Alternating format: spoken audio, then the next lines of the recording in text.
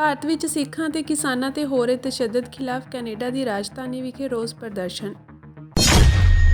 America ਵਿੱਚ ਗੋਲੀਆਂ ਮਾਰ ਕੇ ਇੱਕ ਗ੍ਰੰਥੀ ਸਿੰਘ ਦਾ ਕਤਲ। ਸਰਦਾਰ ਸਿਮਰਨਜੀਤ ਸਿੰਘ ਮਾਨ ਨੇ ਕਿਸਾਨਾਂ ਦਾ ਸਾਥ ਦੇਣ ਦੀ ਕੀਤੀ ਅਪੀਲ। ਕੈਨੇਡਾ ਦੀ ਰਾਜਧਾਨੀ ਵਿਖੇ ਸਿੱਖ ਸੰਗਤਾਂ ਵੱਲੋਂ ਭਾਰਤ ਅੰਦਰ ਸਿੱਖਾਂ ਅਤੇ ਪੰਜਾਬ ਦੇ ਕਿਸਾਨਾਂ ਨਾਲ ਹੋ ਰਹੇ ਅਣਮਨੁੱਖੀ ਵਿਵਹਾਰ ਦੇ ਵਿਰੋਧ ਵਜੋਂ ਪ੍ਰਦਰਸ਼ਨ ਕੀਤਾ ਗਿਆ। ਇਸ ਮੌਕੇ ਸੰਗਤਾਂ ਨੇ ਖਾਲਿਸਤਾਨ ਜਿੰਦਾਬਾਦ ਦੇ ਨਾਅਰਿਆਂ ਨਾਲ ਆਪਣੇ ਵੱਖ ਸਿੱਖ ਰਾਜ ਖਾਲਿਸਤਾਨ ਦੀ ਮੰਗ ਦੁਹਰਾਈ। ਸੰਗਤਾਂ ਦਾ ਕਹਿਣਾ ਹੈ ਕਿ ਪੰਜਾਬ ਦੇ ਨੌਜਵਾਨਾਂ ਨੂੰ ਪੰਜਾਬ ਤੋਂ ਬਾਹਰ ਆਸਾਮ ਦੀ ਡਿਬਰੂਗੜ੍ਹ ਜੇਲ੍ਹ ਵਿੱਚ ਕੈਦ ਕੀਤਾ ਹੋਇਆ ਹੈ ਤੇ ਉੱਥੇ ਭਾਈ ਅੰਮ੍ਰਿਤਪਾਲ ਸਿੰਘ ਅਤੇ ਉਹਨਾਂ ਦੇ ਸਾਥੀ ਸਿੰਘ ਪ੍ਰਸ਼ਾਸਨ ਦੀਆਂ ਵਧੀਕੀਆਂ ਤੋਂ ਤੰਗ ਆ ਕੇ ਭੁੱਖ ਹੜਤਾਲ ਤੇ ਬੈਠੇ ਹਨ।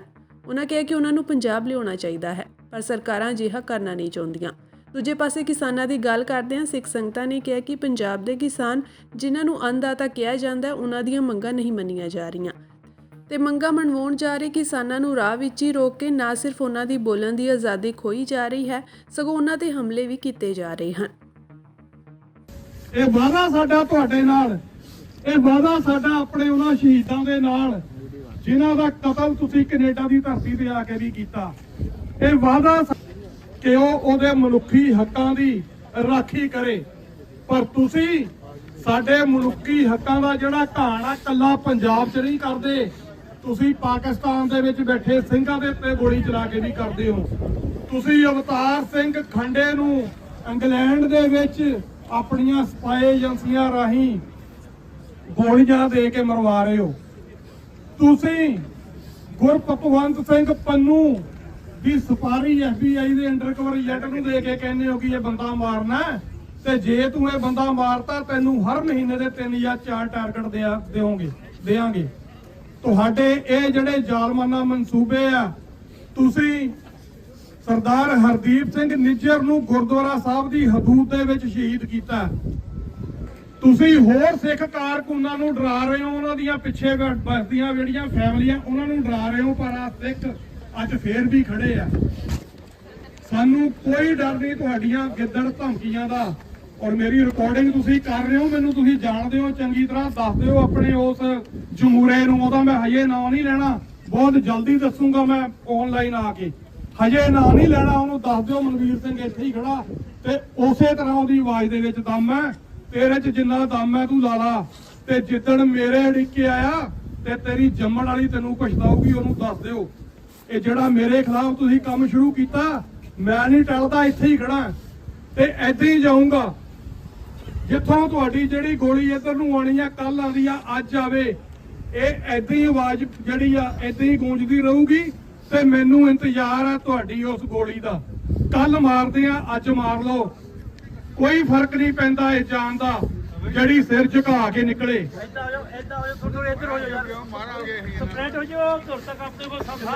ਔਰ ਮੈਂ ਵਾਅਦਾ ਕਰਦਾ ਆਪਣੀ ਕੌਮ ਦੇ ਨਾਲ, ਤੁਸੀਂ ਇਸੇ ਤਰ੍ਹਾਂ, ਤੁਹਾਨੂੰ ਕੋਈ ਕੁਝ ਕਰਨ ਨੂੰ ਨਹੀਂ ਕਹਿੰਦਾ, ਸ਼ਾਂਤਮਈ ਢੰਗ ਦੇ ਨਾਲ ਆਪਣੀ ਕੌਮ ਦਾ ਸਾਥ ਦਿਓ। ਤੇ ਇਹ ਜਿਹੜੀ ਸਾਡੀ ਦੁਰਦਸ਼ਾ ਹੋ ਰਹੀ ਹੈ, ਸਾਨੂੰ ਅਸਾਈਲਮ ਲੈਣੇ ਪੈ ਰਹੇ ਆ ਇਹਨਾਂ ਮੁਲਕਾਂ ਦੇ ਵਿੱਚ। ਸਾਡਾ ਆਪਣਾ ਪੰਜਾਬ ਇਹੋ ਜਿਹਾ ਹੋਏਗਾ, ਸਾਡਾ ਆਪਣਾ ਖਾਲਿਸਤਾਨ ਖਾਲਸਾ ਰਾਜ ਇਹੋ ਜਿਹਾ ਹੋਏਗਾ। ਜਿਹੜੀ ਤਾਰ ਅਸੀਂ ਹੁਣ ਇਹਨਾਂ ਨੇ ਆ ਪੰਜਾਬ ਦੇ ਵੱਢ ਜਾਓ, ਸਾਡੇ ਨਕਸ਼ੇ ਦੇ ਵਿੱਚ ਦਿੱਲੀ ਤੋਂ ਲੈ ਕੇ ਜਿਹੜੀ ਆ ਉਹ ਵਾਘਾ ਬਾਰਡਰ ਤੱਕ ਆ ਜਿਹੜਾ ਸਾਡਾ ਰਾਜ ਆ, ਅਸੀਂ ਉਹਨੂੰ ਛਡਾਵਾਂਗੇ ਤੇ ਉਹਦੇ ਵਿੱਚੋਂ ਅਸੀਂ ਪ੍ਰੋਸਪੈਰਿਟੀ ਦਾ ਜਿਹੜਾ ਮੈਸੇਜ ਆ ਉਹ ਦੇਵਾਂਗੇ। ਅਸੀਂ ਮਾਨਸ ਕੀ ਜਾਤ ਸਭੇ ਏਕੇ ਪਹਿਚਾਨ ਵੋ ਦਾ ਜਿਹੜਾ ਦੇਵਾਂਗੇ। ਸਾਡੇ ਕਨਸਟੀਟਿਊਸ਼ਨ ਦੇ ਵਿੱਚ ਜਿਹੜੀ ਤੁਹਾਡੀ ਮੰਨੂ ਵਰਤੀ ਜਿਹੜੀਆਂ ਜਾਤ ਪਾਤ ਦੀਆਂ ਨੀਤੀਆਂ, ਉਹਦਾ ਬਿਲਕੁਲ ਸਫਾਇਆ ਹੋਏਗਾ। ਉਹ ਬੇਗਮਪੁਰਾ ਖਾਲਸਾ ਰਾਜ ਹੋਏਗਾ, ਉਹ ਹਲੀਮੀ ਰਾਜ ਹੋਏਗਾ, ਜਿੱਥੇ ਸਾਡੇ ਵਸਿੰਦਿਆਂ ਨੂੰ, ਉਹ ਚਾਹੇ ਸਿੱਖ ਹੋਣ, ਚਾਹੇ ਹਿੰਦੂ ਹੋਣ, ਚਾਹੇ ਮੁਸਲਮਾਨ ਹੋਣ, ਚਾਹੇ ਕ੍ਰਿਸਚੀਅਨ ਹੋਣ, ਤੇ ਚਾਹੇ ਕਿਸੇ ਵੀ ਧਰਮ ਨੂੰ ਨਾ ਮੰਨਣ ਵਾਲੇ ਹੋਣ, ਉਹਨਾਂ ਸਾਰਿਆਂ ਦੀ ਜਿਹੜੀ ਸੁਣਵਾਈ ਹੈ ਇਕਸਾਰਤਾ ਦੇ ਨਾਲ ਹੋਊਗੀ ਤੇ ਉਹਨਾਂ ਸਾਰਿਆਂ ਨੂੰ ਰਾਤ ਨੂੰ ਰੱਜ ਕੇ ਰੋਟੀ ਖਾਣ ਦਾ ਜਿਹੜਾ ਮੌਕਾ ਉਹ ਮਿਲੂਗਾ। ਅਸੀਂ ਕਿਸੇ ਦੀ ਤਰੱਕੀ ਦੇ ਉੱਤੇ ਕੋਈ ਪਾਬੰਦੀ ਨਹੀਂ ਲਾਵਾਂਗੇ, ਪਰ ਉਸ ਤੋਂ ਪਹਿਲਾਂ ਸਾਨੂੰ ਲੋੜ ਆ ਅਸੀਂ ਰਲ ਮਿਲ ਕੇ ਇਸ ਗੰਦੇ ਰਜੀਮ ਨੂੰ ਜਿਹੜਾ ਉਸ ਧਰਤੀ ਦੇ ਉੱਤੋਂ ਮਿਟਾਈਏ, ਕਿਉਂਕਿ ਸਿੱਖਾਂ ਨੇ 900 ਸਾਲ ਦੀ ਗੁਲਾਮੀ ਤੋਂ ਬਾਅਦ ਇਹਨਾਂ ਨੂੰ ਆਜ਼ਾਦੀ ਦਾ ਮੂੰਹ ਦਿਖਾਇਆ। ਇਹਨਾਂ ਨੂੰ ਸੋਚ ਲੈਣਾ ਚਾਹੀਦਾ। ਅਮਰੀਕਾ ਵਿੱਚ ਸਿੱਖਾਂ ਨੂੰ ਨਿਸ਼ਾਨਾ ਬਣਾਉਣ ਦੀਆਂ ਘਟਨਾਵਾਂ ਲਗਾਤਾਰ ਤੇਜ਼ੀ ਨਾਲ ਵਧ ਰਹੀਆਂ ਹਨ। ਤਾਜ਼ਾ ਮਾਮਲਾ ਇੱਕ ਗ੍ਰੰਥੀ ਸਿੰਘ ਦੇ ਕਤਲ ਦਾ ਆਇਆ ਹੈ। ਉਹ ਅਮਰੀਕਾ ਦੇ ਕੈਲੀਫੋਰਨੀਆ ਸੂਬੇ ਦੇ ਸਿਲਮਾ ਟਾਊਨ ਦੇ ਗੁਰਦੁਆਰਾ ਸਾਹਿਬ ਵਿੱਚ ਕੀਰਤਨੀਏ ਸਨ। ਡਿਊਟੀ ਤੋਂ ਬਾਅਦ ਜਿਵੇਂ ਹੀ ਗ੍ਰੰਥੀ ਰਾਜ ਸਿੰਘ ਰਾਤ ਨੂੰ ਗੁਰੂ ਘਰ ਤੋਂ ਬਾਹਰ ਆਏ ਤਾਂ ਉਹਨਾਂ ਤੇ ਗੋਲੀਆਂ ਚੱਲਣੀਆਂ ਸ਼ੁਰੂ ਹੋ ਗਈਆਂ। ਜਦੋਂ ਤੱਕ ਕੋਈ ਬਾਹਰ ਆਉਂਦਾ ਹਮਲਾਵਰ ਫਰਾਰ ਹੋ ਚੁੱਕੇ ਸਨ। ਦੱਸਿਆ ਜਾ ਰਿਹਾ ਹੈ ਕਿ 29 ਸਾਲ ਦੇ ਗ੍ਰੰਥੀ ਰਾਜ ਸਿੰਘ ਰਾਤ 10:30 ਵਜੇ ਗੁਰਦੁਆਰਾ ਸਾਹਿਬ ਤੋਂ ਬਾਹਰ ਆਏ ਸਨ। ਹਰ ਰੋਜ਼ ਉਹ ਸੇਵਾ ਨਿਭਾਉਣ ਤੋਂ ਬਾਅਦ ਸੈਰ ਕਰਨ ਦੇ ਲਈ ਬਾਹਰ ਆਉਂਦੇ ਸਨ। ਪਰ ਬੀਤੀ ਰਾਤ ਜਿਵੇਂ ਹੀ ਉਹ ਬਾਹਰ ਆਏ ਤਾਂ ਉਹਨਾਂ ਤੇ ਤਾਬੜਤੋੜ ਗੋਲੀਆਂ ਚੱਲਣੀਆਂ ਸ਼ੁਰੂ ਹੋ ਗਈਆਂ। ਗ੍ਰੰਥੀ ਰਾਜ ਸਿੰਘ ਦਾ ਪਿਛੋਕੜ ਉੱਤਰ ਪ੍ਰਦੇਸ਼ ਦੇ ਬਿਜਨੌਰ ਦੇ ਨਾਲ ਸੀ। ਉਹ ਕਈ ਸਾਲਾਂ ਤੋਂ ਗੁਰੂ ਘਰ ਦੇ ਅੰਦਰ ਗ੍ਰੰਥੀ ਅਤੇ ਕੀਰਤਨੀਏ ਦੀ ਸੇਵਾ ਨਿਭਾ ਰਹੇ ਸਨ। ਪੁਲਿਸ ਗੁਰੂ ਘਰ ਦੇ ਬਾਹਰ ਲੱਗੇ ਸੀਸੀਟੀਵੀ ਖੰਗਾਲ ਰਹੀ ਹੈ। ਹਮਲਾਵਰਾਂ ਨੇ ਗ੍ਰੰਥੀ ਰਾਜ ਸਿੰਘ ਨੂੰ ਕਿਉਂ ਨਿਸ਼ਾਨਾ ਬਣਾਇਆ? ਕਿ ਇਹ ਕੋਈ ਨਸਲੀ ਹਮਲਾ ਸੀ ਜਾਂ ਫਿਰ ਲੁੱਟ ਦੇ ਇਰਾਦੇ ਨਾਲ ਉਹਨਾਂ ਨੂੰ ਨਿਸ਼ਾਨਾ ਬਣਾਇਆ ਗਿਆ? ਪੁਲਿਸ ਸਾਰੇ ਐਂਗਲਸ ਤੋਂ ਜਾਂਚ ਕਰ ਰਹੀ ਹੈ। ਕੈਲੀਫੋਰਨੀਆ ਵਿੱਚ ਵੱਡੀ ਗਿਣਤੀ ਵਿੱਚ ਸਿੱਖ ਰਹਿੰਦੇ ਹਨ। ਅਜਿਹੇ ਵਿੱਚ ਇਸ ਘਟਨਾ ਤੋਂ ਬਾਅਦ ਆਲੇ-ਦੁਆਲੇ ਰਹਿਣ ਵਾਲੇ ਸਿੱਖਾਂ ਦੀ ਚਿੰਤਾ ਵੱਧ ਗਈ ਹੈ। ਲਗਾਤਾਰ ਸਿੱਖਾਂ ਤੇ ਹੋ ਰਹੇ ਹਮਲਿਆਂ ਤੇ ਕੁਝ ਦਿਨ ਪਹਿਲਾਂ ਅਮਰੀਕੀ ਪ੍ਰਸ਼ਾਸਨ ਨੇ ਵੀ ਚਿੰਤਾ ਜ਼ਾਹਰ ਕੀਤੀ ਸੀ ਅਤੇ ਕਿਹਾ ਸੀ ਕਿ ਅਸੀਂ ਸਿੱਖਾਂ ਦੀ ਸੁਰੱਖਿਆ ਯਕੀਨੀ ਬਣਾਉਣ ਦੇ ਲਈ ਕਦਮ ਚੁੱਕ ਰਹੇ ਹਾਂ। ਅੱਜ ਸੰਗਰੂਰ ਦੇ ਐਮਪੀ ਸਰਦਾਰ ਸਿਮਰਨਜੀਤ ਸਿੰਘ ਮਾਨ ਪੀਜੀਆਈ ਸੈਟੇਲਾਈਟ ਸੈਂਟਰ ਸੰਗਰੂਰ ਦੇ ਉਦਘਾਟਨ ਸਮਾਰੋਹ ਵਿੱਚ ਪਹੁੰਚੇ। ਇੱਥੇ ਐਮਪੀ ਸਿਮਰਨਜੀਤ ਸਿੰਘ ਮਾਨ ਨੇ ਇਲਾਕਾ ਨਿਵਾਸੀਆਂ ਨੂੰ ਵਧਾਈਆਂ ਦਿੱਤੀਆਂ ਤੇ ਵਧਾਈਆਂ ਦੇਣ ਦੇ ਨਾਲ ਕਿਸਾਨਾਂ ਦੇ ਹੱਕ ਦੀ ਵੀ ਗੱਲ ਕੀਤੀ। ਉਹਨਾਂ ਕਿਹਾ ਕਿ ਕਾਨੂੰਨ ਬਰਾਬਰ ਹਨ ਤਾਂ ਸ਼ਾਹੂਕਾਰਾਂ ਵਾਂਗ ਕਿਸਾਨਾਂ ਦਾ ਕਰਜ਼ਾ ਕਿਉਂ ਨਹੀਂ ਮੁਆਫ ਕੀਤਾ ਜਾ ਸਕਦਾ। ਉਹਨਾਂ ਕਿਹਾ ਕਿ ਕਿਸਾਨ ਜਾਇਜ਼ ਮੰਗਾਂ ਲਈ ਸੰਘਰਸ਼ ਕਰ ਰਹੇ ਹਨ ਤੇ ਸਾਨੂੰ ਆਪਣੇ ਵੀਰ ਕਿਸਾਨਾਂ ਦਾ ਸਾਥ ਦੇਣਾ ਚਾਹੀਦਾ ਹੈ। ਖੁਸ਼ੀ ਦਾ ਦਿਹਾੜਾ ਅੱਜ ਜਿਹੜਾ ਸਾਡਾ ਪੀਜੀਆਈ ਸੰਗਰੂਰ ਬਣ ਗਿਆ। ਇਹ ਬਣਨਾ ਵੀ ਚਾਹੀਦਾ ਸੀਗਾ ਕਿਉਂ ਕਰਕੇ ਇਸ ਇਲਾਕੇ ਦੇ ਵਿੱਚ ਇਹੋ ਜਿਹੇ ਸਟੈਂਡਰਡ ਦਾ ਹਸਪੀਟਲ ਹੈ ਨਹੀਂਗਾ ਔਰ ਇਹਦੇ ਨਾਲ ਬਹੁਤ ਫਾਇਦਾ ਸੰਗਰੂਰ ਨੂੰ ਹੋਊਗਾ, ਬਾਕੀ ਦੇ ਇਲਾਕਿਆਂ ਨੂੰ ਹੋਊਗਾ। ਤੇ ਸੰਗਰੂਰ ਦੇ ਵਿੱਚ ਕੈਂਸਰ ਦਾ ਵੀ ਹਸਪੀਟਲ ਬਣ ਗਿਆ ਤੇ ਮਸਤੂਆਣਾ ਸਾਹਿਬ ਦੇ ਵਿੱਚ ਮੈਡੀਕਲ ਕਾਲਜ ਦੇਣ ਦੇ ਲਈ ਮਸਤੂਆਣਾ ਟਰਸਟ ਉਹ ਕਹਿੰਦਾ ਅਸੀਂ ਦੇਣ ਨੂੰ ਤਿਆਰ ਹੈ, ਪਰ ਪੰਜਾਬ ਦੀ ਸਰਕਾਰ ਅਜੇ ਤੱਕ ਬਣਾਉਣਾ ਨਹੀਂ ਚਾਹੁੰਦੀ। ਤੇ ਜੇ ਮਸਤੂਆਣਾ ਸਾਹਿਬ ਵੀ ਮੈਡੀਕਲ ਕਾਲਜ ਬਣ ਜਾਊਗਾ ਤਾਂ ਫਿਰ ਸੰਗਰੂਰ ਦੇ ਵਿੱਚ ਸਭ ਤੋਂ ਵਧੀਆ ਇਲਾਜ ਦੀ ਫੈਸਿਲਿਟੀ ਬਣ ਜੂਗੀ। ਤੇ ਪ੍ਰੈਸ ਦਾ ਕੰਮ ਹੈ ਕਿ ਕਿਸੇ ਨਾ ਕਿਸੇ ਤਰ੍ਹਾਂ ਚੀਫ ਮਿਨਿਸਟਰ ਸਾਹਿਬ ਨੂੰ ਦਬਾਅ ਪਾਇਆ ਜਾਵੇ ਕਿ ਜ਼ਮੀਨ ਹੈਗੀ ਹੈ ਮਸਤੂਆਣਾ ਸਾਹਿਬ ਦੀ। ਮੈਨੂੰ ਉਹਨਾਂ ਨੇ ਲਿਖ ਕੇ ਦੇ ਦਿੱਤਾ ਕਿ ਅਸੀਂ ਜ਼ਮੀਨ ਦੇਣ ਨੂੰ ਤਿਆਰ ਹੈ, ਪਰ ਪੰਜਾਬ ਦੀ ਸਰਕਾਰ ਕਿਉਂ ਨਹੀਂ ਇਸ ਨੂੰ ਬਣਾ ਰਹੀ? ਇਹ ਸਾਡੇ ਦੇਸ਼ ਦੇ ਲਈ ਬਹੁਤ ਵੱਡੀ ਚੀਜ਼ ਹੈ ਤੇ ਉਹ ਸਿਰਫ ਕਹਿੰਦੇ ਹੈ ਕਿ ਕਿਸਾਨਾਂ ਦੇ ਜਿਹੜੇ ਕਰਜ਼ੇ ਉਹ ਮਾਫ ਕੀਤੇ ਜਾਣ। ਇਹ ਬੜੀ ਜਾਇਜ਼ ਚੀਜ਼ ਹੈ ਕਿਉਂ ਕਰਕੇ ਵੱਡੇ ਵੱਡੇ ਸ਼ਾਹੂਕਾਰਾਂ ਦੇ ਬਾਣੀ ਸ਼ਵਾਨੀ ਦੇ ਉਹਨਾਂ ਦੇ ਕਰਜ਼ੇ ਮਾਫ ਕੀਤੇ ਗਏ ਹੈ। ਤੇ ਸੰਵਿਧਾਨ ਦੀ ਧਾਰਾ 14 ਕਹਿੰਦੀ ਹੈ ਕਿ ਕਾਨੂੰਨ ਦੇ ਅੱਗੇ ਸਾਰੇ ਬਰਾਬਰ ਹੈ। ਜੇ ਵੱਡੇ ਸ਼ਾਹੂਕਾਰਾਂ ਦਾ ਕਰਜ਼ਾ ਲੱਥ ਗਿਆ ਤਾਂ ਫਿਰ ਕਿਸਾਨਾਂ ਦਾ ਵੀ ਲੱਥਣਾ ਚਾਹੀਦਾ। ਇਹ ਖੁਦਕਸ਼ੀਆਂ ਕਰ ਰਹੇ ਹੈ, ਇਹਦੇ ਨਾਲ ਬਹੁਤ ਫਾਇਦਾ ਹੋਊਗਾ ਕਿਸਾਨੀ ਦਾ। ਜਿਵੇਂ 1947 ਤੋਂ ਪਹਿਲਾਂ ਜਦੋਂ ਇਕੱਠਾ ਸੀ ਪੰਜਾਬ, ਚੌਧਰੀ ਛੋਟੂ ਰਾਮ ਸਾਡੇ ਐਗਰੀਕਲਚਰ ਮਿਨਿਸਟਰ ਸੀਗੇ। ਉਹਨਾਂ ਨੇ ਇੱਕ ਲੀਕ ਵਾਹਤੀ ਸੀ ਸਾਰੇ ਕਰਜ਼ਿਆਂ ਦੇ ਉੱਤੇ ਕਿਸਾਨਾਂ ਦੇ। ਤੋਂ ਉਸ ਤੋਂ ਬਾਅਦ ਬਹੁਤ ਫਾਇਦਾ ਹੋਇਆ ਕਿਸਾਨਾਂ ਨੂੰ ਤੇ ਇਹ ਕਰ ਦੇਣਾ ਚਾਹੀਦਾ ਹੈ। ਤੇ ਜਿਹੜੀ ਉਹ ਰਿਪੋਰਟ ਹੈਗੀ ਹੈ ਸਵਾਮੀਨਾਥਨ ਰਿਪੋਰਟ ਉਹ ਵੀ ਲਾਗੂ ਕੀਤੀ ਜਾਣੀ ਚਾਹੀਦੀ ਹੈ। ਪਤਾ ਨਹੀਂ ਸੈਂਟਰ ਕਿਉਂ ਜ਼ਿੱਦ ਕਰ ਰਿਹਾ, ਕਿਉਂ ਸਾਡੇ ਕਿਸਾਨਾਂ ਨੂੰ ਮਾਰ ਰਿਹਾ, ਕਿਉਂ ਉਹਨੇ ਨਵਾਂ ਇੱਕ ਬਾਰਡਰ ਪਾਕਿਸਤਾਨ ਤੇ ਦਿੱਲੀ ਦੇ ਵਿਚਾਲੇ ਬਣਾਤਾ ਹੈ ਕਿ ਇਹ ਇਲਾਕਾ ਪੰਜਾਬ, ਜੰਮੂ ਕਸ਼ਮੀਰ, ਲੱਦਾਖ, ਕਾਂਗੜਾ, ਚੰਬਾ ਇਹ ਵੱਖਰੇ ਕਰ ਦਿੱਤੇ ਗਏ ਹੈ। ਸਾਨੂੰ ਤਾਂ ਸਮਝ ਨਹੀਂ ਆਉਂਦੀ ਕਿਉਂ ਇਸ ਤਰ੍ਹਾਂ। FIR ਤਾਂ ਕਿਤੇ ਵੀ ਦਰਜ ਹੋ ਕੇ ਤੇ ਜਿਹੜਾ ਮੌਕਾ ਅਸਲੀ ਹੋਊਗਾ ਉੱਥੇ ਚਲੀ ਜਾਊਗੀ। ਇਹ ਤਾਂ ਪੰਜਾਬ ਨੂੰ ਕਰ ਦੇਣੀ ਚਾਹੀਦੀ ਹੈ ਆਪਣੀ FIR ਦਰਜ ਕਰਨ।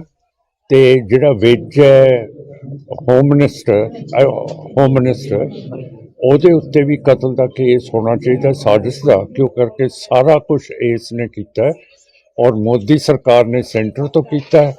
ਪਤਾ ਨਹੀਂ ਕਿਉਂ ਕਿਸਾਨਾਂ ਤੋਂ ਡਰਦੀ ਹੈ। ਤਾਂ ਮੈਂ ਤਾਂ ਅਜੇ ਵੀ ਬਾਕੀ ਦੇ ਕਿਸਾਨ ਯੂਨੀਅਨ ਜਿਹੜੇ ਅਜੇ ਤੱਕ ਉੱਥੇ ਨਹੀਂ ਪਹੁੰਚੇ ਉਹਨਾਂ ਨੂੰ ਵੀ ਜਾਣਾ ਚਾਹੀਦਾ ਹੈ।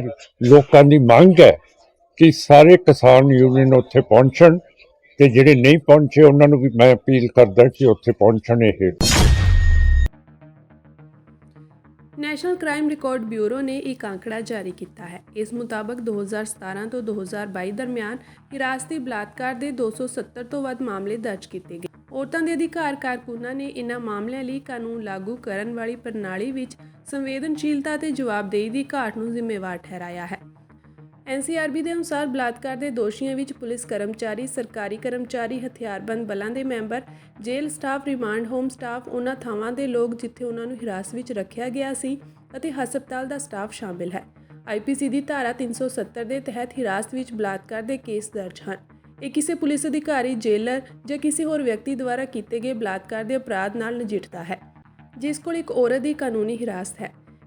ਇਹ ਭਾਗ ਖਾਸ ਤੌਰ ਤੇ ਉਹਨਾਂ ਮਾਮਲਿਆਂ ਨਾਲ ਨਜਿੱਠਦਾ ਹੈ ਜਿੱਥੇ ਅਪਰਾਧੀ ਆਪਣੀ ਹੈਸੀਅਤ ਅਤੇ ਤਾਕਤ ਦਾ ਫਾਇਦਾ ਚੁੱਕ ਕੇ ਹਿਰਾਸਤ ਵਿੱਚ ਇੱਕ ਔਰਤ ਨਾਲ ਬਲਾਤਕਾਰ ਕਰਦੇ ਹਨ। ਪੋਪੂਲੇਸ਼ਨ ਫਾਊਂਡੇਸ਼ਨ ਆਫ ਇੰਡੀਆ ਦੀ ਕਾਰਜਕਾਰੀ ਨਿਰਦੇਸ਼ਕ ਪੂਨਮ ਮੁਤਰੇਜਾ ਨੇ ਕਿਹਾ ਕਿ ਕਸਟਡੀਅਲ ਪ੍ਰਬੰਧ ਹਿਰਾਸਤੀ ਬਲਾਤਕਾਰ ਦੇ ਮੌਕੇ ਪ੍ਰਦਾਨ ਕਰਦੇ ਹਨ ਜਿੱਥੇ ਸਰਕਾਰੀ ਕਰਮਚਾਰੀ ਅਕਸਰ ਜਿਨਸੀ ਇੱਛਾਵਾਂ ਨੂੰ ਪੂਰਾ ਕਰਨ ਲਈ ਆਪਣੀ ਸ਼ਕਤੀ ਦੀ ਵਰਤੋਂ ਕਰਦੇ ਹਨ। ਅਜਿਹੀਆਂ ਬਹੁਤ ਸਾਰੀਆਂ ਉਦਾਹਰਨਾਂ ਹਨ ਜਿੱਥੇ ਔਰਤਾਂ ਨੂੰ ਉਹਨਾਂ ਦੀ ਸੁਰੱਖਿਆ ਜਾਂ ਉਹਨਾਂ ਦੀ ਕਮਜ਼ੋਰ ਸਥਿਤੀ ਜਿਵੇਂ ਕਿ ਤਸਕਰੀ ਜਾਂ ਘਰੇਲੂ ਹਿੰਸਾ ਦੇ ਕਾਰਨ ਹਿਰਾਸਤ ਵਿੱਚ ਲਿਆ ਗਿਆ ਹੈ ਅਤੇ ਜਿਨਸੀ ਹਿੰਸਾ ਦਾ ਸ਼ਿਕਾਰ ਬਣਾਇਆ ਗਿਆ ਹੈ ਜੋ ਪ੍ਰਸ਼ਾਸਨਿਕ ਸੁਰੱਖਿਆ ਦੀ ਆੜ ਵਿੱਚ ਸ਼ਕਤੀ ਦੀ ਦੁਰਵਰਤੋਂ ਨੂੰ ਦਰਸਾਉਂਦਾ ਹੈ। ਉਹਨਾਂ ਨੇ ਅੱਗੇ ਕਿਹਾ ਕਿ ਹਿਰਾਸਤੀ ਬਲਾਤਕਾਰ ਦਾ ਕਾਰਨ ਬਣਦੇ ਕਾਰਕਾਂ ਵਿੱਚ ਪਿਤਰੀ ਪ੍ਰਧਾਨ, ਸਮਾਜਿਕ ਨਿਯਮ ਕਾਨੂੰਨ ਲਾਗੂ ਕਰਨ ਲਈ ਨਾਕਾਫੀ ਲਿੰਗ ਸੰਵੇਦਨਸ਼ੀਲਤਾ ਸਿਖਲਾਈ ਅਤੇ ਪੀੜਤਾਂ ਨੂੰ ਦੋਸ਼ੀ ਠਹਿਰਾਉਣਾ ਸ਼ਾਮਿਲ ਹੈ। ਇਨ੍ਹਾਂ ਬਲਾਤਕਾਰਾਂ ਲਈ ਪੀੜਤ ਕੇਂਦਰਿਤ ਪਹੁੰਚ, ਮਜ਼ਬੂਤ ਕਾਨੂੰਨੀ ਢਾਂਚੇ ਅਤੇ ਸੰਸਥਾਗਤ ਸੁਧਾਰਾਂ ਦੀ ਲੋੜ ਹੁੰਦੀ ਹੈ। ਮੁਤਰੇਜਾ ਦਾ ਕਹਿਣਾ ਹੈ ਕਿ ਇਹ ਲੋਕ ਅਜਿਹਾ ਮਾਹੌਲ ਬਣਾਉਂਦੇ ਹਨ ਜਿਸ ਵਿੱਚ ਅਜਿਹੇ ਅਪਰਾਧ ਹੋ ਸਕਦੇ ਹਨ। ਬਹੁਤ ਸਾਰੇ ਮਾਮਲਿਆਂ ਵਿੱਚ ਉਹਨਾਂ ਦੀ ਰਿਪੋਰਟ ਨਹੀਂ ਕੀਤੀ ਜਾਂਦੀ ਜਾਂ ਅਣਡਿੱਠ ਨਹੀਂ ਕੀਤੀ ਜਾਂਦੀ। ਅਜਿਹੇ ਮਾਮਲਿਆਂ ਦੇ ਮੂਲ ਕਾਰਨਾਂ ਅਤੇ ਨਤੀਜਿਆਂ ਨੂੰ ਪ੍ਰਭਾਵਸ਼ਾਲੀ ਢੰਗ ਨਾਲ ਹੱਲ ਕਰਨ ਲਈ ਸਰਕਾਰ ਨੂੰ ਕਾਨੂੰਨੀ ਸੁਧਾਰ, ਕਾਨੂੰਨ ਲਾਗੂ ਕਰਨ ਲਈ ਬਿਹਤਰ ਸਿਖਲਾਈ, ਸਮਾਜਿਕ ਨਿਯਮਾਂ ਨੂੰ ਬਦਲਣ ਲਈ ਸਮਾਜਿਕ ਅਤੇ ਵਿਵਹਾਰ ਵਿੱਚ ਤਬਦੀਲੀ, ਸੰਚਾਰ, ਜਵਾਬਦੇਹੀ ਲਈ ਮਜ਼ਬੂਤ ਪ੍ਰਣਾਲੀਆਂ ਸ਼ਾਮਲ ਕਰਨੀਆਂ ਚਾਹੀਦੀਆਂ ਹਨ। NGO, ਸਿਵਲ ਸੁਸਾਇਟੀ ਅਤੇ ਕਮਿਊਨਿਟੀ ਗਰੁੱਪਾਂ ਨਾਲ ਸਾਂਝੇਦਾਰੀ ਨੂੰ ਉਤਸ਼ਾਹਿਤ ਕਰਨਾ ਹੋਰ ਜਾਣਕਾਰੀ ਦੇ ਨਾਲ ਵੀ ਮਦਦ ਕਰ ਸਕਦਾ ਹੈ। ਜੂਨੀਅਰ ਪੁਲਿਸ ਅਧਿਕਾਰੀ ਅਤੇ ਮਹਿਲਾ ਕਾਂਸਟੇਬਲ ਜਿਸ ਤਰ੍ਹਾਂ ਥਾਣਿਆਂ ਵਿੱਚ ਪੀੜਤਾਂ ਨਾਲ ਗੱਲਬਾਤ ਕਰਦੇ ਹਨ ਉਸ ਤੋਂ ਪਤਾ ਲੱਗਦਾ ਹੈ ਕਿ ਉਹਨਾਂ ਨੂੰ ਉਹਨਾਂ ਨਾਲ ਕੋਈ ਹਮਦਰਦੀ ਨਹੀਂ ਹੈ। ਉਹਨਾਂ ਦਾ ਕਹਿਣਾ ਹੈ ਕਿ ਪੁਲਿਸ ਕਰਮਚਾਰੀਆਂ ਵਿੱਚ ਸੰਵੇਦਨਸ਼ੀਲਤਾ ਅਤੇ ਜਾਗਰੂਕਤਾ ਵਧਾਉਣ ਦੀ ਲੋੜ ਹੈ। ਹਿਰਾਸਤ ਵਿੱਚ ਬਲਾਤਕਾਰ ਦੀ ਸ਼ਿਕਾਇਤ ਦਰਜ ਕਰਵਾਉਣ ਵਿੱਚ ਆ ਰਹੀਆਂ ਮੁਸ਼ਕਲਾਂ ਬਾਰੇ ਉਹਨਾਂ ਕਿਹਾ ਕਿ ਜਦੋਂ ਤੱਕ ਹੋਰ ਲੋਕ ਦੋਸ਼ੀਆਂ ਦੇ ਨਾਂ ਨਹੀਂ ਲੈਂਦੇ ਉਦੋਂ ਤੱਕ ਇਨਸਾਫ ਨਹੀਂ ਮਿਲ ਸਕਦਾ। ਜੇਕਰ ਤੁਸੀਂ ਕਿਸੇ ਪੁਲਿਸ ਅਧਿਕਾਰੀ ਨੂੰ ਹਿਰਾਸਤੀ ਬਲਾਤਕਾਰ ਦਾ ਦੋਸ਼ੀ ਠਹਿਰਾਉਂਦੇ ਹੋ ਤਾਂ ਅਸੀਂ ਨਿਆਂ ਦੀ ਉਮੀਦ ਕਰ ਸਕਦੇ ਹਾਂ। ਸਾਬਕਾ ਪ੍ਰਧਾਨ ਮੰਤਰੀ ਨਵਾਜ਼ ਸ਼ਰੀਫ ਦੀ ਬੇਟੀ ਮਰੀਅਮ ਨਵਾਜ਼ ਸੋਮਵਾਰ ਨੂੰ ਪਾਕਿਸਤਾਨ ਦੇ ਪੰਜਾਬ ਸੂਬੇ ਦੀ ਪਹਿਲੀ ਮਹਿਲਾ ਮੁੱਖ ਮੰਤਰੀ ਬਣ ਗਈ ਹੈ। PMLN ਦੀ 50 ਸਾਲਾ ਸੀਨੀਅਰ ਉਪ ਪ੍ਰਧਾਨ ਮਰੀਅਮ ਨੇ ਸਾਬਕਾ ਪ੍ਰਧਾਨ ਮੰਤਰੀ ਇਮਰਾਨ ਖਾਨ ਦੀ ਪਾਕਿਸਤਾਨ ਤਹਿਰੀਕ-ਏ-ਇਨਸਾਫ ਸਮਰਥਿਤ ਸੁੰਨੀ ਇਤਿਹਾਦ ਕੌਂਸਲ ਦੇ ਚੁਣੇ ਹੋਏ ਨੁਮਾਇੰਦਿਆਂ ਦੇ ਵਾਕਆਊਟ ਦੇ ਵਿਚਕਾਰ ਮੁੱਖ ਮੰਤਰੀ ਦੀ ਚੋਣ ਜਿੱਤੀ। ਮਰੀਅਮ PTI ਸਮਰਥਿਤ ਸੁੰਨੀ ਇਤਿਹਾਦ ਕੌਂਸਲ ਦੇ ਰਾਣਾ ਆਫਤਾਬ ਨੂੰ ਹਰਾ ਕੇ ਸਿਆਸੀ ਤੌਰ ਤੇ ਮਹੱਤਵਪੂਰਨ ਪੰਜਾਬ ਸੂਬੇ ਦੀ ਮੁੱਖ ਮੰਤਰੀ ਬਣੀ। ਪਾਕਿਸਤਾਨ ਦੇ ਪੰਜਾਬ ਸੂਬੇ ਦੀ ਆਬਾਦੀ 12 ਕਰੋੜ ਹੈ। ਮੁੱਖ ਮੰਤਰੀ ਦੀ ਚੋਣ ਲੜਨ ਲਈ ਪੰਜਾਬ ਸੂਬਾ ਅਸੈਂਬਲੀ ਪਹੁੰਚਣ ਤੋਂ ਪਹਿਲਾਂ ਉਹ ਜਾਤੀ ਉਮਰਾ ਵਿੱਚ ਆਪਣੀ ਮਾਂ ਕੁਲਸੁਮ ਨਵਾਜ਼ ਦੀ ਕਬਰ ਤੇ ਗਈ। PMLN ਨੇ ਸੋਸ਼ਲ ਮੀਡੀਆ ਮੰਚ X ਤੇ ਇੱਕ ਪੋਸਟ ਵਿੱਚ ਦੱਸਿਆ ਕਿ ਮਰੀਅਮ ਨੇ ਆਪਣੇ ਦਾਦਾ-ਦਾਦੀ ਦੀਆਂ ਕਬਰਾਂ ਦਾ ਵੀ ਦੌਰਾ ਕੀਤਾ। PMLN ਨੇ ਚੋਣਾਂ ਤੋਂ ਪਹਿਲਾਂ ਸੋਸ਼ਲ ਮੀਡੀਆ ਮੰਚ X ਤੇ ਇੱਕ ਪੋਸਟ ਵਿੱਚ ਕਿਹਾ ਸੀ ਕਿ ਸਾਡੇ ਦੇਸ਼ ਦੇ ਇਤਿਹਾਸ ਵਿੱਚ ਪਹਿਲੀ ਵਾਰ ਕੋਈ ਔਰਤ ਪੰਜਾਬ ਦੀ ਮੁੱਖ ਮੰਤਰੀ ਬਣੇਗੀ। ਮਰੀਅਮ ਨਵਾਜ਼ ਪੰਜਾਬ ਦੀ ਮੁੱਖ ਮੰਤਰੀ ਵਜੋਂ ਸਹੁੰ ਚੁੱਕਣ ਵਾਲੀ ਪਹਿਲੀ ਮਹਿਲਾ ਹੋਵੇਗੀ। ਸਿੱਖ ਜਥੇਬੰਦੀਆਂ ਦੇ ਆਗੂਆਂ ਦਾ ਇੱਕ ਵਫਦ ਅੱਜ Gurdwara election commissioner justice SS ਸਾਰੋ ਨੂੰ ਉਹਨਾਂ ਦੇ ਮੁੱਖ ਦਫ਼ਤਰ ਚੰਡੀਗੜ੍ਹ ਵਿਖੇ ਮਿਲਿਆ। ਅਲਾਇੰਸ ਆਫ ਸਿੱਖ ਆਰਗੇਨਾਈਜੇਸ਼ਨ ਦੁਆਰਾ ਦਿੱਤੀ ਜਾਣਕਾਰੀ ਅਨੁਸਾਰ ਸਿੱਖ ਜਥੇਬੰਦੀਆਂ ਦੇ ਆਗੂਆਂ ਵੱਲੋਂ ਜਸਟਿਸ ਸਾਰੋ ਨੂੰ ਮੈਮੋਰੈਂਡਮ ਸੌਂਪਦਿਆਂ ਸ਼੍ਰੋਮਣੀ ਗੁਰਦੁਆਰਾ ਪ੍ਰਬੰਧਕ ਕਮੇਟੀ ਦੀਆਂ ਚੋਣਾਂ ਲਈ ਵੋਟਾਂ ਬਣਾਉਣ ਦੀ ਮਿਤੀ ਹੋਰ ਅੱਗੇ ਵਧਾਉਣ ਦੀ ਬੇਨਤੀ ਕੀਤੀ ਗਈ ਹੈ। ਉਨ੍ਹਾਂ ਆਖਿਆ ਕਿ ਮੌਜੂਦਾ ਸਮੇਂ ਵਿੱਚ ਚੱਲ ਰਹੇ ਕਿਸਾਨੀ ਅੰਦੋਲਨ ਕਾਰਨ ਸਿੱਖ ਵੋਟਰਾਂ ਦਾ ਧਿਆਨ ਅੰਦੋਲਨ ਵੱਲ ਕੇਂਦਰਿਤ ਹੈ ਅਤੇ ਸ਼੍ਰੋਮਣੀ ਗੁਰਦੁਆਰਾ ਪ੍ਰਬੰਧਕ ਕਮੇਟੀ ਦੀਆਂ ਚੋਣਾਂ ਹੁਣ ਲੋਕ ਸਭਾ ਚੋਣਾਂ ਤੋਂ ਬਾਅਦ ਹੀ ਸੰਭਵ ਹਨ।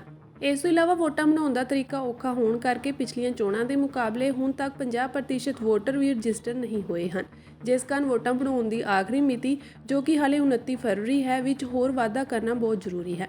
ਇਸ ਤੋਂ ਇਲਾਵਾ ਸਿੱਖ ਆਗੂਆਂ ਨੇ ਵੋਟਾਂ ਬਣਾਉਣ ਲਈ ਆਨਲਾਈਨ ਰਜਿਸਟ੍ਰੇਸ਼ਨ ਦਾ ਤਰੀਕਾ ਅਪਣਾਉਣ ਦੀ ਵੀ ਬੇਨਤੀ ਕੀਤੀ ਅਤੇ ਵੋਟਰ ਬਣਾਉਣ ਲਈ ਘੱਟੋ-ਘੱਟ ਉਮਰ 18 ਸਾਲ ਨਿਯਤ ਕਰਨ ਦੀ ਬੇਨਤੀ ਕੀਤੀ, ਜਿਸ ਤੇ ਜਸਟਿਸ ਸਾਰੋ ਨੇ ਤਿੰਨਾਂ ਮੰਗਾਂ ਤੇ ਵਿਚਾਰ ਕਰਨ ਦਾ ਭਰੋਸਾ ਦਿੱਤਾ ਹੈ। ਸੰਯੁਕਤ ਰਾਜ ਅਮਰੀਕਾ ਦੇ ਭਾਰਤੀ ਐਂਬੈਸਡਰ ਐਰਿਕ ਗਾਰਸੇਟੀ ਆਪਣੀ ਪਤਨੀ ਦੇ ਨਾਲ ਸੱਚਖੰਡ ਸ੍ਰੀ ਹਰਿਮੰਦਰ ਸਾਹਿਬ ਵਿਖੇ ਨਤਮਸਤਕ ਹੋਏ। ਇਸ ਦੌਰਾਨ ਉਹਨਾਂ ਨੇ ਲੰਗਰ ਦੀ ਸੇਵਾ ਉਪਰੰਤ ਸ੍ਰੀ ਦਰਬਾਰ ਸਾਹਿਬ ਵਿਖੇ ਮੱਥਾ ਟੇਕਿਆ। ਸ਼੍ਰੋਮਣੀ ਕਮੇਟੀ ਵੱਲੋਂ ਐਂਬੈਸਡਰ ਅਤੇ ਉਹਨਾਂ ਦੀ ਪਤਨੀ ਨੂੰ ਸ੍ਰੀ ਹਰਿਮੰਦਰ ਸਾਹਿਬ ਦਾ ਸੁਨਹਿਰੀ ਮਾਡਲ ਪੁਸਤਕਾਂ ਅਤੇ ਲੋਈ ਦੇ ਕੇ ਸਨਮਾਨਿਤ ਵੀ ਕੀਤਾ ਗਿਆ। Mother and father came here to the Golden Temple when they were just married in their 20s. And as a child, they told me stories of coming to this beautiful place, a place where not only you could feel its beauty, but you could see its beauty. And it's been a dream of mine to come to the Golden Temple ever since I was a little boy. Today, that dream came true. And I want to thank Mr. President and the hosts that I've had here who welcomed me not just as a friend of the Sikh community, of the Punjabi community, but just as a friend of humanity, and who showed me that this place isn't just a sacred spot because of what it represents, not just because of the history of the past, but the way that it makes service and beauty come alive now. I was happy to wash some dishes alongside my brothers, to be able to see the kitchen, which feeds so many people, and most of all, to feel inside the inner sanctum with the beautiful music, or what the spirit of this place is all about. And it makes me want to redouble my efforts to bring peace into this world and to bring prosperity for everybody. So, dhanyavad, thank you so much. You know, I come from California, which is maybe a part of so many Sikh families' history. In fact, the very first member of the United States Congress to be elected was elected from California in 1953, a Sikh immigrant who came to Southern California, where I'm from. I grew up going to the Gurdwara with my father. I've always had a very close relationship with the Sikh community. And to me, to come here to the heart, the living, breathing heart of the Sikh religion is a dream come true. And for me, I think it represents the peace that we've always brought between the United States, the Sikh people, the Sikh religion, and the Sikh message that everybody is our brother and sister. Sahibzada Ajit Singh Nagar ਵਿਖੇ ਪੰਜਾਬੀ ਨੂੰ ਲਾਜ਼ਮੀ ਵਿਸ਼ੇ ਵਜੋਂ ਪੜ੍ਹਾਉਣ ਲਈ ਸਿੱਖਿਆ ਵਿਭਾਗ ਸਖਤ ਹੋ ਗਿਆ ਹੈ। ਅਸਲ ਵਿੱਚ ਇਹ ਹੁਕਮ ਡਾਇਰੈਕਟਰ ਸਿੱਖਿਆ ਵਿਭਾਗ ਵੱਲੋਂ ਜਾਰੀ ਸੂਬਾ ਪੱਧਰੀ ਹੁਕਮਾਂ ਦੀ ਲੋਅ ਵਿੱਚ ਜਾਰੀ ਹੋਏ ਹਨ। ਇਸ ਕੰਮ ਨੂੰ ਨੇਪਰੇ ਚਾੜ੍ਹਨ ਲਈ ਟੀਮਾਂ ਦਾ ਗਠਨ ਵੀ ਕੀਤਾ ਗਿਆ ਹੈ, ਜੋ ਸਕੂਲਾਂ ਵਿੱਚ ਜਾ ਕੇ ਇਹ ਪਤਾ ਕਰਨਗੀਆਂ ਕਿ ਪੰਜਾਬੀ ਕਿੱਥੇ ਪੜ੍ਹਾਈ ਜਾ ਰਹੀ ਹੈ ਤੇ ਕਿੱਥੇ ਨਹੀਂ। ਜਾਂਚ ਦੇ ਪਹਿਲੇ ਪੜਾਅ ਵਿੱਚ 107 ਸਕੂਲਾਂ ਦੀ ਸੂਚੀ ਜਾਰੀ ਹੋਈ ਹੈ। ਇਸ ਕੰਮ ਨੂੰ ਮੁਕੰਮਲ ਕਰਨ ਵਾਸਤੇ ਹੈੱਡਮਾਸਟਰ ਤੇ ਪ੍ਰਿੰਸੀਪਲ ਪੱਧਰ ਦੇ ਅਧਿਕਾਰੀਆਂ ਨੂੰ 48 ਅਫਸਰ ਨਿਯੁਕਤ ਕੀਤਾ ਗਿਆ ਹੈ। ਜ਼ਿਲ੍ਹਾ ਸਿੱਖਿਆ ਅਫਸਰ ਦਰਸ਼ਨਜੀਤ ਸਿੰਘ ਵੱਲੋਂ ਜਾਰੀ ਹਦਾਇਤਾਂ ਅਨੁਸਾਰ ਇਹ ਅਧਿਕਾਰੀ ਇੱਕ ਹਫ਼ਤੇ ਦੇ ਅੰਦਰ ਟਿੱਪਣੀਆਂ ਸਮੇਤ ਰਿਪੋਰਟ ਪੇਸ਼ ਕਰਨਗੇ। ਜਿਹੜੇ ਸਕੂਲਾਂ ਵਿੱਚ ਪੰਜਾਬੀ ਵਿਸ਼ਾ ਪੜ੍ਹਾਉਣ ਸੰਬੰਧੀ ਜਾਂਚ ਹੋਈ ਹੈ, ਉਹਨਾਂ ਵਿੱਚ ਜ਼ਿਆਦਾ CBSE ਬੋਰਡ ਨਾਲ ਸੰਬੰਧਿਤ ਹਨ। ਹਾਲਾਂਕਿ ਦੁਬਿਧਾ ਇਸ ਗੱਲ ਦੀ ਹੈ ਕਿ ਵਿਭਾਗ ਨੇ 48 ਟੀਮਾਂ ਨੂੰ ਜਾਂਚ ਸੰਬੰਧੀ ਕੋਈ ਖਾਕਾ ਨਹੀਂ ਦਿੱਤਾ। ਇਸ ਲਈ ਹੈੱਡਮਾਸਟਰ ਤੇ ਪ੍ਰਿੰਸੀਪਲ ਭੰਬਲ ਭੁੱਸੇ ਵਿੱਚ ਹਨ ਕਿ ਜਾਂਚ ਕਿਹੜੀ ਜਮਾਤ ਤੋਂ ਸ਼ੁਰੂ ਕੀਤੀ ਜਾਵੇ। ਮੁਹਾਲੀ ਵਿੱਚ ਜ਼ਿਆਦਾਤਰ ਨਿੱਜੀ ਸਕੂਲ ਕਿਉਂਕਿ ਸੈਂਟਰਲ ਬੋਰਡ ਆਫ ਐਜੂਕੇਸ਼ਨ ਨਾਲ ਸੰਬੰਧਿਤ ਹਨ, ਇਸ ਲਈ ਵਿਸ਼ੇ ਪੜ੍ਹਾਉਣ ਸੰਬੰਧੀ ਮਾਪਦੰਡ ਵੀ ਇਹਨਾਂ ਵਿੱਚ CBSE ਦੇ ਹੀ ਲਾਗੂ ਹੁੰਦੇ ਹਨ। ਇਹ ਤਾਂ ਸਪਸ਼ਟ ਹੈ ਕਿ ਇਹਨਾਂ ਵਿੱਚੋਂ ਬਹੁਤ ਸਕੂਲ ਨਰਸਰੀ ਤੋਂ ਪੰਜਾਬੀ ਵਿਸ਼ਾ ਸ਼ੁਰੂ ਨਹੀਂ ਕਰਦੇ, ਤਾਂ ਵਿਭਾਗ ਇਹਨਾਂ ਸਕੂਲਾਂ ਤੇ ਕਾਰਵਾਈ ਕਰੇਗਾ। ਇਸ ਬਾਰੇ ਸਥਿਤੀ ਅਸਪਸ਼ਟ ਹੈ। ਖਬਰ ਸਾਹਮਣੇ ਆਈ ਹੈ ਕਿ ਜ਼ਿਲ੍ਹਾ ਸਿੱਖਿਆ ਵਿਭਾਗ ਵੱਲੋਂ ਜਿਸ ਪੱਤਰ ਵਿੱਚ ਲਾਜ਼ਮੀ ਵਿਸ਼ੇ ਬਾਰੇ ਹਦਾਇਤਾਂ ਜਾਰੀ ਕੀਤੀਆਂ ਗਈਆਂ ਹਨ, ਉਸ ਵਿੱਚ ਪੰਜਾਬੀ ਦੇ ਸ਼ਬਦ ਜੋੜਾਂ ਦੀਆਂ ਵੱਡੇ ਪੱਧਰ ਤੇ ਤਰੁੱਟੀਆਂ ਹਨ। ਇਸ ਵਿੱਚ ਵਿਭਾਗ ਦੇ ਅਫਸਰਾਂ ਤੇ ਕਰਮਚਾਰੀਆਂ ਦੇ ਭਾਸ਼ਾਈ ਮਿਆਰ ਤੇ ਵੀ ਸਵਾਲ ਖੜੇ ਹੋ ਰਹੇ ਹਨ। ਪੱਤਰ 23 ਫਰਵਰੀ ਨੂੰ ਜਾਰੀ ਜ਼ਿਲ੍ਹਾ ਸਿੱਖਿਆ ਅਫਸਰ ਦੇ ਦਸਤਖਤ ਹੇਠ ਜਾਰੀ ਹੋਇਆ, ਜਿਸ ਦਾ ਵਿਸ਼ਾ ਪੰਜਾਬੀ ਵਿਸ਼ੇ ਨੂੰ ਲਾਜ਼ਮੀ ਤੌਰ ਤੇ ਪੜ੍ਹਾਉਣ ਸੰਬੰਧੀ ਸੀ। ਤਕਰੀਬਨ 80 ਸ਼ਬਦਾਂ ਦੇ ਪੱਤਰ ਵਿੱਚ ਜ਼ਿਆਦਾਤਰ ਸ਼ਬਦਾਂ ਦੇ ਜੋੜ ਗਲਤ ਹਨ। ਹੈਰਾਨੀ ਇਸ ਗੱਲ ਦੀ ਵੀ ਹੈ ਕਿ ਇਸ ਵਿੱਚ ਭਾਸ਼ਾ ਸ਼ਬਦ ਵੀ ਗਲਤ ਲਿਖਿਆ ਹੋਇਆ ਹੈ। ਇਸ ਤੋਂ ਇਲਾਵਾ ਸਕੂਲਾਂ ਅਤੇ ਜ਼ਿਲ੍ਹਾ ਸ਼ਬਦ ਜੋੜਾਂ ਵਿੱਚ ਵੀ ਤਰੁੱਟੀਆਂ ਹਨ। ਇਹਨਾਂ ਤੋਂ ਇਲਾਵਾ ਲਾਜ਼ਮੀ ਪੜ੍ਹਾਉਣਾ, ਨਿਰੀਖਣ, ਆਦੇਸ਼, ਜਮਾ, ਵਿਸ਼ਾ ਸ਼ਬਦ ਇਸ ਪੱਤਰ ਵਿੱਚ ਵਾਰ-ਵਾਰ ਵਰਤੋਂ ਵਿੱਚ ਆਏ, ਪਰ ਹਰ ਵਾਰ ਇਹਨਾਂ ਦੇ ਜੋੜ ਗਲਤ ਹੀ ਲਿਖੇ ਮਿਲੇ। ਫਲਸਤੀਨ ਦੇ ਪ੍ਰਧਾਨ ਮੰਤਰੀ ਮੁਹੰਮਦ ਸਤਾਈਏ ਨੇ ਸੋਮਵਾਰ ਨੂੰ ਕਿਹਾ ਕਿ ਉਹਨਾਂ ਦੀ ਸਰਕਾਰ ਅਸਤੀਫਾ ਦੇ ਰਹੀ ਹੈ। ਉਹਨਾਂ ਦਾ ਇਹ ਕਦਮ ਫਲਸਤੀਨੀ ਅਥਾਰਟੀ ਵਿੱਚ ਅਮਰੀਕਾ ਸਮਰਥਿਤ ਸੁਧਾਰਾਂ ਦਾ ਰਾਹ ਪੱਧਰਾ ਕਰ ਸਕਦਾ ਹੈ। ਰਾਸ਼ਟਰਪਤੀ ਮਹਿਮੂਦ ਅਬਾਸ ਨੇ ਅਜੇ ਫੈਸਲਾ ਨਹੀਂ ਕੀਤਾ ਕਿ ਸੋਮਵਾਰ ਨੂੰ ਸਤਾਏ ਅਤੇ ਉਹਨਾਂ ਦੀ ਸਰਕਾਰ ਦਾ ਅਸਤੀਫਾ ਮਨਜ਼ੂਰ ਕਰਨਾ ਹੈ ਜਾਂ ਨਹੀਂ। ਇਹ ਕਦਮ ਪੱਛਮੀ ਸਮਰਥਿਤ ਫਲਸਤੀਨੀ ਲੀਡਰਸ਼ਿਪ ਦੀ ਤਬਦੀਲੀ ਨੂੰ ਮਨਜ਼ੂਰ ਕਰਨ ਦੀ ਇੱਛਾ ਦਾ ਸੰਕੇਤ ਦਿੰਦਾ ਹੈ, ਜੋ ਫਲਸਤੀਨੀ ਅਥਾਰਟੀ ਨੂੰ ਮੁੜ ਮਜ਼ਬੂਤ ਕਰਨ ਲਈ ਲੋੜੀਂਦੇ ਸੁਧਾਰਾਂ ਦੀ ਸ਼ੁਰੂਆਤ ਕਰ ਸਕਦੀ ਹੈ। ਅਮਰੀਕਾ ਚਾਹੁੰਦਾ ਹੈ ਕਿ ਜੰਗ ਖਤਮ ਹੋਣ ਤੋਂ ਬਾਅਦ ਗਾਜ਼ਾ ਤੇ ਸ਼ਾਸਨ ਕਰਨ ਲਈ ਇੱਕ ਸੋਧਿਆ ਹੋਇਆ ਫਲਸਤੀਨੀ ਅਥਾਰਟੀ ਹੋਵੇ, ਪਰ ਇਸ ਦ੍ਰਿਸ਼ਟੀਕੋਣ ਨੂੰ ਸਾਕਾਰ ਕਰਨ ਵਿੱਚ ਕਈ ਰੁਕਾਵਟਾਂ ਬਾਕੀ ਹਨ। ਕਾਂਗਰਸੀ ਆਗੂ ਸੁਖਪਾਲ ਸਿੰਘ ਖਹਿਰਾ ਵੱਲੋਂ ਅੱਜ ਅਹਿਮ ਪ੍ਰੈਸ ਕਾਨਫਰੰਸ ਕੀਤੀ ਗਈ, ਜਿਸ ਵਿੱਚ ਉਹਨਾਂ ਕਿਸਾਨ ਅੰਦੋਲਨ ਦੇ ਸਮਰਥਨ ਵਿੱਚ ਰੋਸ ਮਾਰਚ ਕੱਢਣ ਦਾ ਐਲਾਨ ਕੀਤਾ ਹੈ। ਉਹਨਾਂ ਕਿਹਾ ਕਿ ਮੇਰੀ ਸਮੂਹ ਪੰਜਾਬੀਆਂ ਨੂੰ ਅਪੀਲ ਹੈ ਕਿ 29 ਫਰਵਰੀ ਦਿਨ ਵੀਰਵਾਰ ਠੀਕ 11 ਵਜੇ ਪਿੰਡ ਚੌਂਕੇ ਹਲਕਾ ਮੋੜ ਤੋਂ ਸ਼ੁਭਕਰਨ ਸਿੰਘ ਦੇ ਪਿੰਡ ਬੱਲੋ ਤੱਕ ਪੰਜਾਬ ਕਿਸਾਨ ਕਾਂਗਰਸ ਵੱਲੋਂ ਰੋਸ ਅਤੇ ਇਨਸਾਫ ਮਾਰਚ ਕੱਢਿਆ ਜਾਵੇਗਾ। ਵੱਧ ਤੋਂ ਵੱਧ ਪਹੁੰਚਣ ਦੀ ਕਿਰਪਾਲਤਾ ਕਰੋ। ਉਹਨਾਂ ਕਿਹਾ ਕਿ ਪੰਜਾਬ ਸਰਕਾਰ ਪੰਜਾਬ ਦਾ ਸਾਥ ਨਹੀਂ ਦੇ ਰਹੀ। ਇੱਕ ਪਾਸੇ ਕਿਸਾਨ ਧਰਨੇ ਤੇ ਬੈਠੇ ਹਨ ਤਾਂ ਦੂਜੇ ਪਾਸੇ ਸਾਡੇ ਪੰਜਾਬ ਦੇ ਨੌਜਵਾਨ ਪੰਜਾਬ ਤੋਂ ਬਾਹਰ ਡਿਬਰੂਗੜ੍ਹ ਜੇਲ੍ਹ ਵਿੱਚ ਬੰਦ ਕੀਤੇ ਹੋਏ ਹਨ। ਪਰਿਵਾਰ ਉਹਨਾਂ ਨੂੰ ਪੰਜਾਬ ਤਬਦੀਲ ਕਰਨ ਦੀ ਮੰਗ ਕਰਦਿਆਂ ਧਰਨੇ ਤੇ ਬੈਠਾ ਤੇ ਇੰਨਾ ਹੀ ਨਹੀਂ, ਪੰਜਾਬ ਵਿੱਚ ਥਾਂ-ਥਾਂ ਤੇ ਧਰਨੇ ਲੱਗੇ ਹਨ, ਪਰ ਪੰਜਾਬ ਦੇ ਸੀਐਮ ਅਤੇ ਉਹਨਾਂ ਦੀ ਕੈਬਨਿਟ ਚੁੱਪਧਾਰੀ ਬੈਠੀ ਹੈ। ਇੰਨੀ ਜ਼ਿਆਦਤੀ ਕਤਲ ਇਸ ਨੌਜਵਾਨ ਦਾ ਉੱਥੇ ਹੋਇਆ ਵਾ, ਔਰ ਆਹ ਨੌਜਵਾਨ ਨੂੰ ਚੱਕ ਕੇ ਲੈ ਗਈ ਹਰਿਆਣੇ ਦੀ ਪੁਲਿਸ, ਚੱਕ ਕੇ ਲਿਜਾ ਕੇ ਪ੍ਰੀਤਪਾਲ ਨੂੰ, ਇਹ ਲਹਿਰੇ ਦਾ ਰਹਿਣ ਵਾਲਾ, ਇੱਥੇ ਮੇਰੇ ਕੋਲ ਰਾਹੁਲ ਇੰਦਰ ਜੀ ਖੜੇ ਨੇ, ਮਿਸਿਸ ਭੱਠਲ ਦੇ ਹੋਣਹਾਰ ਸਪੁੱਤਰ, ਇੱਥੋਂ ਦਾ ਚੱਕ ਕੇ ਨੌਜਵਾਨ ਹਰਿਆਣੇ ਬੋਰੀਆਂ 'ਚ ਪਾ ਕੇ ਚੱਕ ਕੇ ਲੈ ਗਏ ਕਿਸਾਨਾਂ ਦੇ ਨੌਜਵਾਨਾਂ ਨੂੰ ਹਰਿਆਣੇ 'ਚ, ਤੇ ਇਹਨੂੰ ਕੁੱਟਿਆ ਮਾਰਿਆ, ਦੀ ਲੱਤ ਫ੍ਰੈਕਚਰ ਕਰਤੀ, ਮੂੰਹ ਦੇ ਉੱਤੇ ਟਾਂਕੇ ਲੱਗੇ ਨੇ, ਇਹਨੂੰ ਪੀਜੀਆਈ ਉੱਥੇ ਰੋਹਤਕ ਲੈ ਕੇ ਚਲੋ, ਉਸ ਨੂੰ ਹੁਣ ਪੀਜੀਆਈ ਚੰਡੀਗੜ੍ਹ ਸ਼ਿਫਟ ਕੀਤਾ ਗਿਆ। ਪਰੰਤੂ ਮੁੱਖ ਮੰਤਰੀ ਪੰਜਾਬ ਦਾ ਹੋਵੇ, 92 ਉਹਨਾਂ ਦੇ ਨਾਲ ਐਮਐਲਏ ਜਿਤਾਏ ਹੋਣ ਪੰਜਾਬ ਦੇ ਲੋਕਾਂ ਨੇ, ਤੇ ਉਹਦੇ 'ਚ ਇੰਨੀ ਜਾਨ ਨਹੀਂ ਗਈ, ਇੱਕ ਐਫਆਈਆਰ ਦਰਜ ਕਰ ਦਿਓ। ਹੁਣ ਉਹਨਾਂ ਦੀ ਪੁਲਿਸ ਵਾਲੇ ਜਿਹੜੇ ਸਾਡੇ ਤੇ ਨਿੱਤ ਦਿਨ ਪਰਚੇ ਕਰਦੇ ਝੂਠੇ, ਉਹਨਾਂ ਨੂੰ ਕਹਿੰਦੇ ਜੀ ਇਹ ਤਾਂ ਕਿਸਾਨ ਜਿਹੜਾ ਮਰਿਆ ਵਾ ਸ਼ੁਭਕਰਨ, ਇਹ ਤਾਂ ਹਰਿਆਣੇ ਤੇ ਜੀਂਦ ਤੇ ਗੜੀ ਪੁਲਿਸ ਸਟੇਸ਼ਨ ਦੀ ਟੈਰੀਟਰੀ ਵਿੱਚ ਮਰਿਆ। ਹਾਲਾਂਕਿ ਦੈਟ ਇਜ਼ 100% ਡਾਊਟਫੁਲ। ਸਾਨੂੰ ਕੋਈ ਜੋ ਭਰੋਸਾ ਨਹੀਂਗਾ ਹਰਿਆਣੇ ਦੇ ਪੰਜਾਬ ਪੁਲਿਸ ਦੇ ਅਫਸਰ ਜਿਹੜੀ ਦਲੀਲ ਦੇ ਰਹੇ ਨੇ। ਮੰਨ ਲਓ 1 ਮਿੰਟ ਵਾਸਤੇ ਕਿ ਉੱਥੇ ਮਰਿਆ ਵਾ, ਪੰਜਾਬ ਦਾ ਮੁੱਖ ਮੰਤਰੀ ਅਗਰ ਚਾਹਵੇ ਉਹਦੇ ਤੇ 0 ਐਫਆਈਆਰ, ਦੇਸ਼ ਵਿੱਚ ਕਿਤੇ ਕ੍ਰਾਈਮ ਹੋਵੇ, what is the meaning of FIR? First information report. ਜਦ ਤੁਹਾਨੂੰ ਪਹਿਲਾਂ ਇਤਲਾਹ ਮਿਲਦੀ ਹੈ ਕਿਸੇ ਸਰਕਾਰ ਨੂੰ, ਪੁਲਿਸ ਵਾਲੇ ਨੂੰ, ਐਸਐਚਓ ਨੂੰ, ਉਹਨੂੰ ਐਫਆਈਆਰ ਦਰਜ ਕਰਨੀ ਪੈਂਦੀ, mandatory according to the supreme court directions, ਤੇ 0 ਐਫਆਈਆਰ ਵੀ ਨਹੀਂ ਦਰਜ ਕੀਤੀ। 0 ਐਫਆਈਆਰ ਦਰਜ ਭਗਵੰਤ ਮਾਨ ਹੁਣ ਚਾਹਵੇ, ਆਪਣੀ ਗੱਲ ਕਰਦੇ ਆ, ਹੁਣ ਦਰਜ ਕਰਕੇ ਹਰਿਆਣੇ ਨੂੰ ਭੇਜ ਦੇਵੇ। ਕਤਲ ਦੀ 302 ਦੀ ਸ਼ੁਭਕਰਨ ਦੇ ਮਾਪਿਓ ਤੋਂ ਜਾਂ ਕਿਸਾਨ ਅੰਦੋਲਨ ਦੇ ਆਗੂਆਂ ਕੋਲੋਂ ਕੰਪਲੇਂਟ ਲੈ ਕੇ, ਜਿਹੜੀ ਕਿ ਉਹ ਬਾਰ-ਬਾਰ ਦੇ ਰਹੇ ਨੇ, ਜਿਹੜੇ ਹਾਲੇ ਤਾਈਂ ਅੰਤਮ ਸੰਸਕਾਰ ਨਹੀਂ ਕਰ ਰਹੇ, ਉਹ ਕੰਪਲੇਂਟ ਦਾ 0 ਐਫਆਈਆਰ ਦਰਜ ਕੀਤੀ। 0 ਐਫਆਈਆਰ ਵੀ ਨਹੀਂ ਦਰਜ ਕੀਤੀ, ਤੇ ਜਿਹੜਾ 250 ਬੰਦਾ ਫੱਟੜ ਹੋ ਗਿਆ ਕਿਸਾਨ, ਜਿੱਦਾਂ ਮੈਂ ਤੁਹਾਨੂੰ ਪ੍ਰੀਤਪਾਲ ਦਾ ਦਿਖਾਇਆ, ਦੋਨੋਂ ਵੱਧ ਫੱਟੜ ਨੇ ਪੰਜਾਬ ਦੇ ਵਿੱਚ, ਮੀਡੀਆ ਵਾਲੇ ਫੱਟੜ ਨੇ। ਨੀਲ ਭੁਲਿੰਦਰ ਸਿੰਘ ਜਿਹੜਾ ਇੱਕ ਜਰਨਲਿਸਟ, ਉਹਦੀ ਸਾਰਾ ਇੱਥੋਂ ਅੱਖ ਬਚ ਕੇ ਮੂੰਹ ਦੇ ਉੱਤੇ ਬਹੁਤ ਮੱਥੇ ਤੇ ਸੱਟਾਂ ਲੱਗੀਆਂ। ਸਾਰਿਆਂ ਦੀ ਮੈਡੀਕਲ ਰਿਪੋਰਟਸ ਪੰਜਾਬ ਸਰਕਾਰ ਦੇ ਕੋਲ ਅਵੇਲੇਬਲ ਨੇ। ਇੱਕ ਪਰਚਾ ਵੀ ਨਹੀਂ ਦਰਜ ਕੀਤਾ, ਇੱਕ ਐਫਆਈਆਰ ਨਹੀਂ ਦਰਜ ਕੀਤੀ।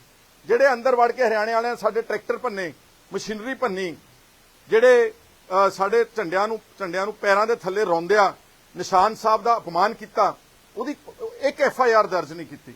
ਤੇ ਸਾਨੂੰ ਧਮਕਾਇਆ ਜਾ ਰਿਹਾ ਕਿ ਕੁਰਕ ਕਰਾਂਗੇ, ਜਿਹੜੇ ਗਵਰਨਮੈਂਟ ਪ੍ਰਾਪਰਟੀ ਨੂੰ ਕਰਦੇ ਨੇ, ਨੁਕਸਾਨ ਪਹੁੰਚਾਉਂਦੇ, ਉਹਨਾਂ ਕਿਸਾਨਾਂ ਦੀ ਜਾਇਦਾਦ ਕੁਰਕ ਕਰਾਂਗੇ। ਤੇ ਕੌਣ ਕੁਰਕ ਕਰੂਗਾ? ਜਿਹੜਾ ਟਰੈਕਟਰਾਂ ਦਾ ਨੁਕਸਾਨ ਹੋਇਆ। ਭਗਵੰਤ, ਮੈਂ ਤੁਹਾਨੂੰ ਪੁੱਛਣਾ ਚਾਹੁੰਦਾ, ਉਦਾਂ ਹੀ ਬੰਨੀ ਪੱਗ ਸ਼ਹੀਦ ਭਗਤ ਸਿੰਘ ਦੀ, ਉਦਾਂ ਹੀ ਸਹੁੰ ਖਾਦੀ ਖਟਕੜ ਕਲਾਂ ਦੇ ਉੱਤੋਂ ਜਾ ਕੇ? ਇਹਦਾ ਮਤਲਬ ਸਾਰਾ ਫਰਾਡ ਸੀਗਾ ਸਾਰਾ। ਔਰ ਤੁਹਾਡੇ 92 ਚੋਂ ਇੱਕ ਆਦਮੀ ਬੋਲਦਾ ਸਿਰਫ, ਕੁੰਵਰ ਵਿਜੇ ਪ੍ਰਤਾਪ ਸਿੰਘ, ਉਹ ਵੀ ਗੁਰੂ ਗ੍ਰੰਥ ਸਾਹਿਬ ਦੀ ਬੇਅਦਬੀ, ਉਹਨੂੰ ਛੱਡ ਕੇ 91 ਜੀਬਾਂ ਨੂੰ ਤਾਲੇ ਲੱਗ ਗਏ, ਲੋਕ। ਕਿਸੇ ਸਬਜੈਕਟ ਤੇ ਨਹੀਂ ਬੋਲਦੇ। ਉਧਰਲੇ ਪਾਸੇ ਅੰਮ੍ਰਿਤਪਾਲ ਦੇ ਨਾਲ ਜ਼ਿਆਦਤੀ ਹੋ ਰਹੀ ਆ ਡਿਬਰੂਗੜ੍ਹ ਜੇਲ੍ਹ ਦੇ ਵਿੱਚ, ਉਹ ਭੁੱਖ ਹੜਤਾਲ ਤੇ ਬੈਠੇ ਨੇ, 91 ਦੇ ਉੱਤੇ ਮੂੰਹ ਤੇ ਤਾਲੇ ਲੱਗ ਗਏ, ਸਮੇਤ ਭਗਵੰਤ ਮਾਨ। ਕੀ ਇਸ ਲਈ ਚੁਣਿਆ ਸੀ ਅਸੀਂ ਤੁਹਾਨੂੰ? ਇਹ ਸਾਰੀ ਗੱਲ ਨੂੰ ਮੱਦੇਨਜ਼ਰ ਰੱਖਦੇ। ਔਰ ਜਿਹੜੀ ਗੱਲ ਕਈ ਜਗਦੇਵ ਹੋਣਾ ਨੇ, ਐਕਸ ਐਮਐਲਏ ਸਾਹਿਬ ਬੈਠੇ ਨੇ, ਕਿ ਗੁਰਮੀਤ ਖੁੱਡੀਆਂ ਐਗਰੀਕਲਚਰ ਮਿਨਿਸਟਰ ਦੇ ਘਰ ਦੇ ਬਾਹਰ ਧਰਨਾ ਲੱਗਿਆ ਹੋਇਆ ਵਾ। ਕੌਣ ਧਰਨਾ ਲਾ ਕੇ ਬੈਠੇ ਨੇ? ਭਾਰਤੀ ਕਿਸਾਨ ਯੂਨੀਅਨ ਦੇ ਕਾਫੀ ਕੁਝ ਮਹੀਨਿਆਂ ਤੋਂ ਬੈਠੇ ਨੇ। ਉਹ ਕਹਿੰਦੇ ਨੇ ਕਿ ਜਿਹੜਾ ਮਗਰਲਾ ਅੰਦੋਲਨ ਸੀ, ਜਿਹੜਾ 750 ਕਿਸਾਨ ਸ਼ਹੀਦ ਹੋਇਆ ਉੱਥੇ ਦਿੱਲੀ ਦੇ ਬਾਰਡਰ ਦੇ ਉੱਤੇ, ਉਹ ਜਿਹੜਾ ਦਿੱਲੀ ਦੇ ਬਾਰਡਰ ਤੇ ਸ਼ਹੀਦ ਹੋਇਆ, ਉਹਨਾਂ ਨੂੰ ਮਗਰਲੀ ਸਰਕਾਰ ਨੇ 250 ਕਿ 300 ਨੂੰ ਸਰਕਾਰੀ ਨੌਕਰੀ ਦੇਤੀ, ਕਿਉਂਕਿ ਵਾਅਦਾ ਸੀਗਾ ਕਿ ਸਰਕਾਰੀ ਨੌਕਰੀਆਂ ਦੇਵਾਂਗੇ। ਤੇ ਜਿਹੜਾ ਬਾਕੀ ਬਕਾਇਆ ਸੀਗਾ, ਸਰਕਾਰ ਬਦਲ ਗਈ।